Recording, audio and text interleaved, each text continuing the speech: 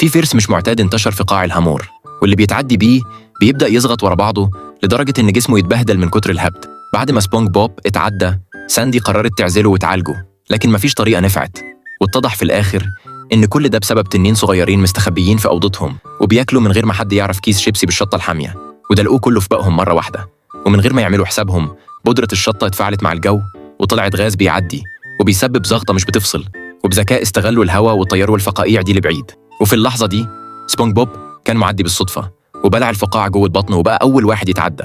وحتى لما وصل مقرمشات سلطع، الزغطة موقفتش وبقى يرمي البرجر في كل حتة، والمطبخ اتقلب راسا على عقب. شفيق شاف المنظر وكلم مستر سلطع على طول، اللي قال له يومين من غير وجع دماغ وكان الشغل تمام يا شفيق. بس الهدوء مش بيدوم يا سبونج بوب، ايه الحكاية اللي بتعملها المرة دي؟ سبونج بوب حس انه تعبان، ومستر سلطع جرب معاه كل الطرق ومنفعتش، فاضطر يروحوا البيت يرتاح.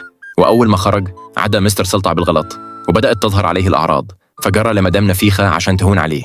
قالت له إن الزغطة مش بتعدي وبعدين باسته، فالفيرس اتنقل لها فوراً وبقوا هما الاتنين بيزغطوا. مدام نفيخة جريت على الحمام تشرب مية، فدخلت لؤلؤة وشافت المنظر العجيب ده. مدام نفيخة طرطشت عليها مية بالغلط، ولما جيت تتأسف لها نقلت لها الفيرس، واتفاجئت إن زغطتها هي اللي وقفت. وبعد ما لؤلؤة خرجت من الباب بدأت هي كمان تزغط.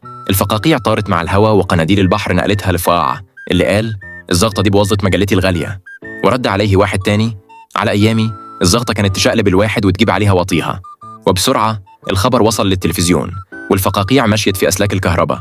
وعدت كارن اللي اتفتها على شمشون، فكان هيدمر مطعمه. شمشون طار وقع قدام بسيط ونقل له الفيرس، وبسيط استغل الفرصة ونقله لشفيق واستخبي تحت صخرته وهو محتار. شفيق كان حظه مش تمام والكل خاف يقرب منه ما عدا سبونج بوب اللي ما كانش فارق معاه، فالفيرس رجع له تاني.